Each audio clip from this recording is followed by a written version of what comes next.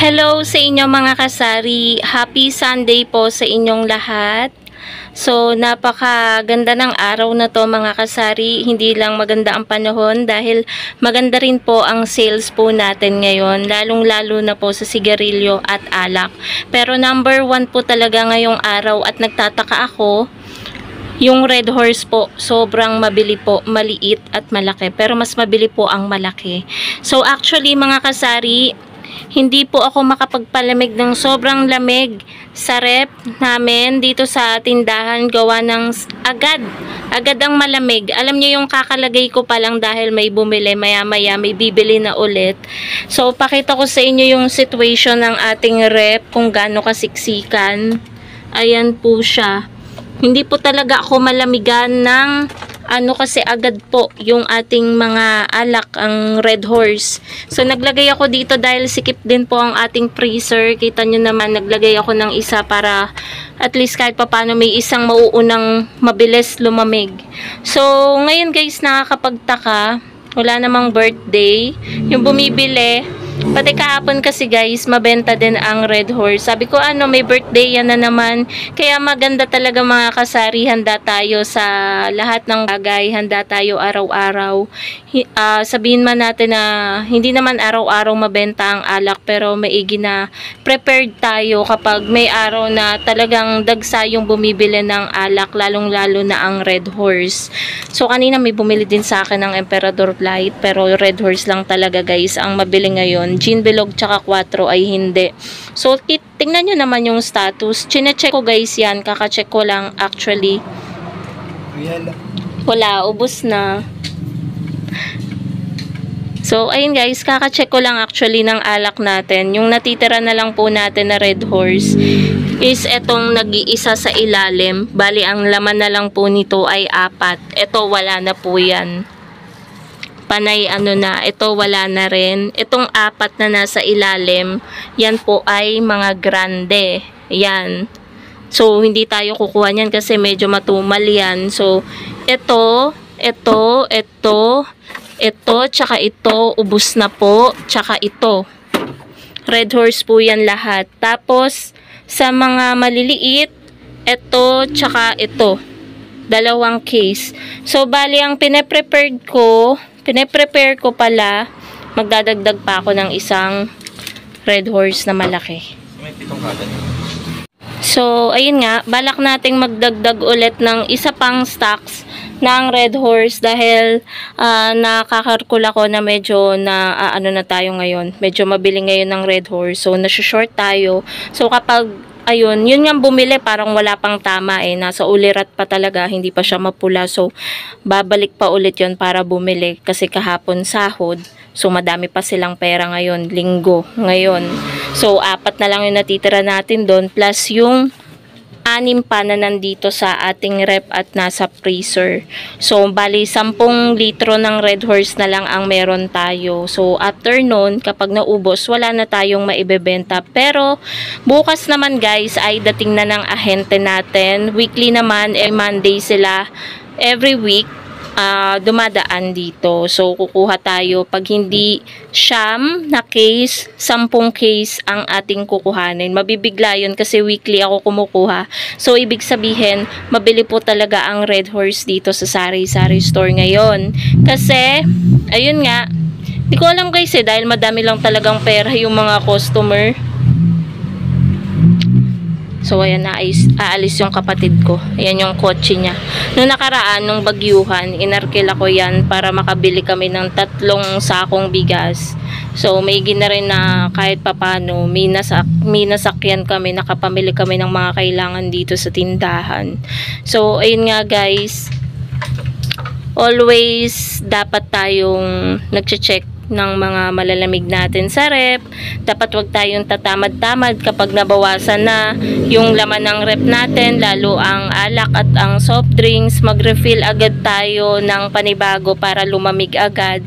Para kapag may bumili ulit, meron tayong maibibigay na malamig kay customer. Lalo na guys, kung isa lang yung ref. Yan lang kasi yung rep namin Iisa lang yan pero malaki yan.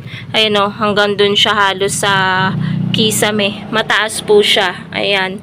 Pero sa dami ng laman po ng ating rep, pinagkakasya po natin ng mga kailangang ilagay po sa rep. Kaya tagkakaunti lang po talaga yung nailalagay po natin, hindi case-case. So, ayan po siya.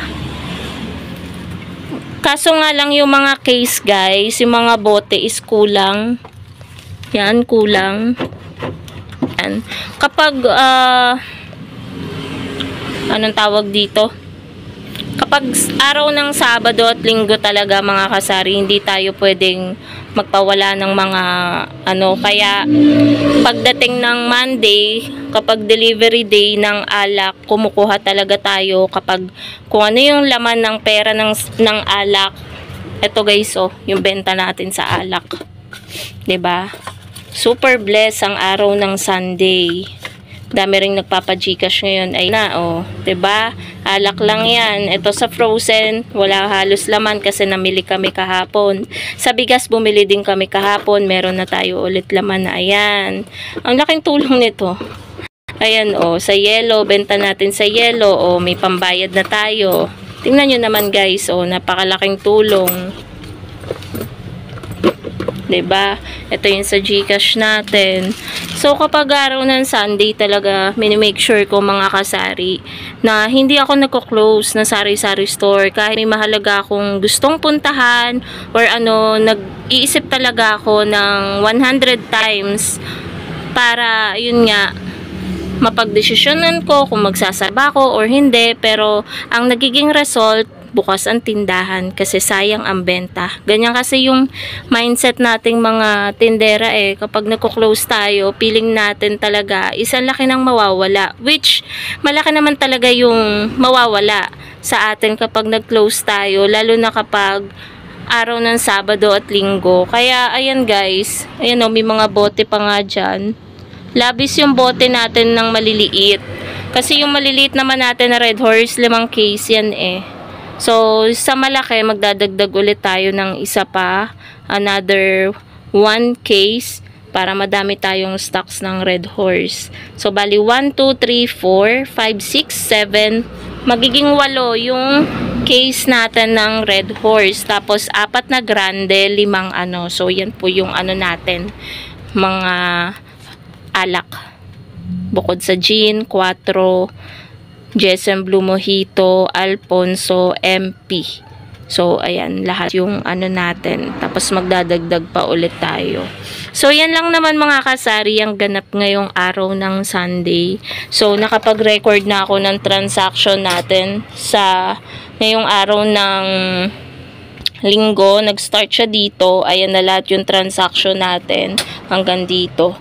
So, ngayon, parang kinakapako-pako pa. Hindi masyadong malakas ngayon ang GCash. Pero kapag may nagpa-GCash, malaking amount naman. So, kahit maliit yung bumabawi naman kapag may malaking nagpa-GCash. So, ganun lang talaga guys ang life. I-grab natin yung opportunity kapag madaming bumibili. Kasi hindi araw-araw Pasko sa sari-sari store natin. So, yun lang guys. Thank you so much for watching and happy selling po sa inyong lahat. Grabe guys, sobrang grabe. Dahil sa sobrang benta po ng Red Horse po natin ngayon, ubos na po talaga. Simot na po yung ating Red Horse na malaki. As in guys, kanina may bumili. 6 pa nga ang binibili kaso 4 na lang yung malaki ko. Ubos na po talaga mga kasari yung Red Horse ko. Chinek ko na talaga isa-isa lahat ito at wala na po talaga. Sobra mabenta talaga. Ngayon lang nangyari ito guys na simot talaga yung Red Horse natin ngayon. And ito guys yung last update natin. Dapat tapos na ako sa pagbablog. Kaso gusto ko lang talaga kayong i-update. Kanina kasi hindi pa ubos yung Red Horse natin. May ilang peraso pa yung natitira. Pero ngayon guys, may bumili ulit. So kinulang pa nga yung naibigay ko, buti pumayag na maliliit na lang. So, nagdagdag na lang sila ng 4 na maliliit. Bali, 4 na Red Horse yung nabili na, sa akin nila na malalaki. So, doon guys, inubos nila yung Red Horse ko na malaki. So, yan lang guys.